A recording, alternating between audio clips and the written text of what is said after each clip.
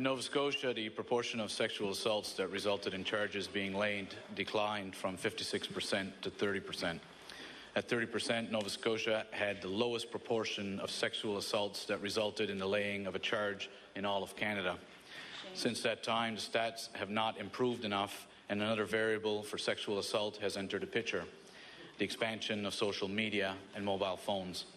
Mr. Speaker, with the lowest proportion of sexual assaults resulting in charges in the country, and with the challenges posed by the internet and mobile phones, what resources has the Minister of Justice provided police in Nova Scotia to address this pressing issue?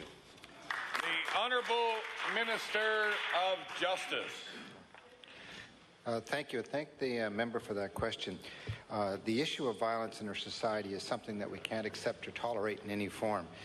And the Department of Justice takes this matter very seriously, and we're working very diligently with a variety of partners and interests to address this issue, which is a very complex matter and affects the province in many different levels. And so we have a number of initiatives going forward across the province. The Honourable Member for Richmond on his first supplementary.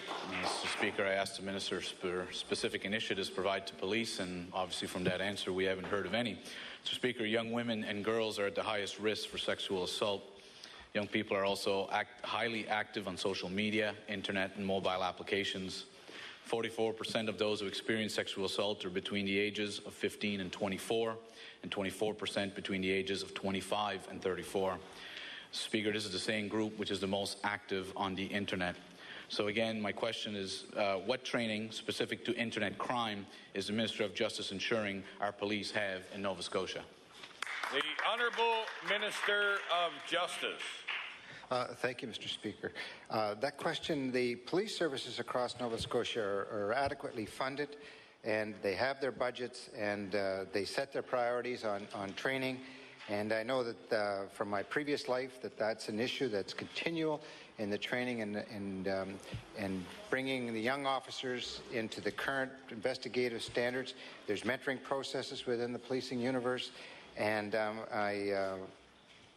at any time that the police come forward with any request to look at how to improve those services, our office is always open to listen and to support and to provide that collaborative policing.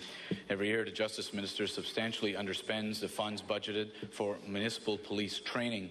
Speaker, we have the highest rates of sexual assaults combined with the lowest conviction rates. Often the damage done by sexual assault continues through harassment over the internet and well after the initial crime. Police need the proper resources to have an online presence to combat internet crime.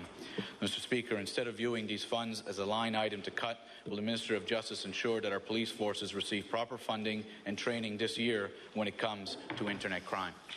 The Honourable the Minister of Justice. Thank you, Mr. Speaker. Thank you for that question. I want to assure the member that the police management has adequate budgets and funding to do their training. They set their priorities. They usually set it a year or so in advance and then lay that out. There's also continuing education within the policing community for officers to take additional academic training, which we support in many different forms.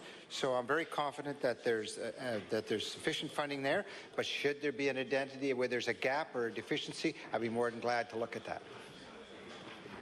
The Honourable Leader of the